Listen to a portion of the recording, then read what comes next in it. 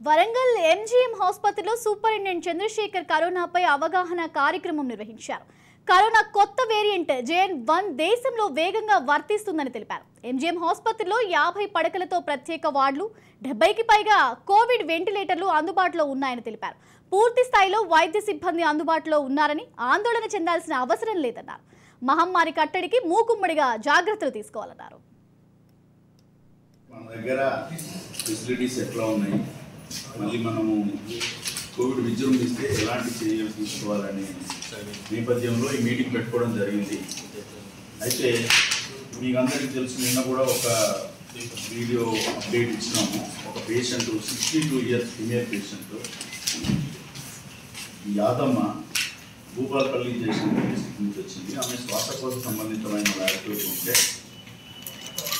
Private ఆసుపత్రిలో 4 రోజులుగా చికిత్స పొందుతూ ప్రైవేట్ ల్యాబ్లో ఆర్టీపీసీఆర్ పాజిటివ్ అని వస్తే మన దగ్గరికి రిఫర్ చేయడం జరిగింది. వెంటనే మేము స్పందించేసి ఒక ఐసోలేషన్ వార్డులో పెట్టి ఆమె ట్రీట్మెంట్ ఇవ్వడం జరుగుతుంది. ప్రస్తుతం ఓన్లీ ఆక్సిజన్ 6 లీటర్స్ మీద ఉన్నది, 95% సాచురేషన్ ఉన్నది. అంటే షీఈస్ డూయింగ్ వెరీ వెల్ అని అర్థం. అంటే వెంటిలేటర్ పెట్టాల్సిన అవసరం కానీ ఏం రాలేదు. ఆమెకి సిటీ స్కాన్ చేయడం కూడా జరిగింది, ఎక్స్రే చేయడం జరిగింది. సిటీ స్కాన్ కూడా మనకి ఏంటంటే ఆర్టీపీసీఆర్ పాజిటివ్ వచ్చినప్పుడు సిటీ స్కాన్లో ఒక రకమైన ప్యాటర్న్ ఉంటేనే కోవిడ్ పాజిటివ్ జబ్బు కింద నిర్ధారణ చేసేసి వెంటిలేటర్ కానీ ఇంకా ఇతరత్ర మందులు కానీ ఇవ్వాల్సిన అవసరం ఉంటుంది. అడగకపోయినా సస్పీషియస్ ఉన్నా, ట్రావెల్ హిస్టరీ ఉన్నా, లేకపోయినా రెస్పిరేటరీ ఇల్నెస్ ఉంది కాబట్టి శారీలో అడ్మిట్ చేసినాం కాబట్టి శాంపుల్స్ పంపిస్తూ ఉండేది. అట్లా ఇంకొక 6 మెంబర్స్ కూడా నిన్న పంపించడం జరిగింది. అయితే అవన్నీ కూడా రిపోర్ట్స్ ఇవాళ ఈవినింగ్ వస్తాయి. అందులో ఏమన్నా పాజిటివ్స్ వస్తే పాజిటివ్ వార్డ్ లాగానే సేఫ్ కోవిడ్లో ఒక 50 బెడెడ్ వార్డ్ అయితే రెడీ చేసుకొని పెట్టుకున్నాం. పాజిటివ్ వస్తే అక్కడ పెట్టడానికి ఇంకా కూడా సర్చ్ చేస్తున్నాం. ఫిమేల్ కార్డియాలజీ వార్డులో కూడా పెట్టడానికి అవకాశం ఉన్నది.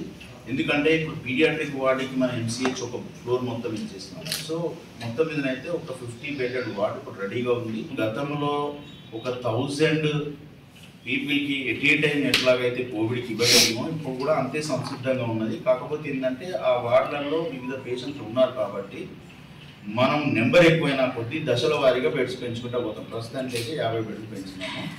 ఈ యాదమ్మ పరిస్థితి మనకు కోవిడ్ పాజిటివ్ అని వస్తే అది మనకు తొలి కేసు అవుతుంది. సో ఇంకోటి ఏంటంటే కోవిడ్ పాజిటివ్ వచ్చినా కూడా అది వేరియంటా కాదా అని చెప్పడానికి జీనోమ్ సీక్వెన్స్ చేయాలి. అది కోవిడ్ పాజిటివ్ వచ్చిన తర్వాత ఇప్పుడు మేము ఆ శాంపుల్ పాజిటివ్ వస్తే కనుక జీనోమ్ సీక్వెన్సింగ్ కూడా NIVకి కానీ CCMకి కానీ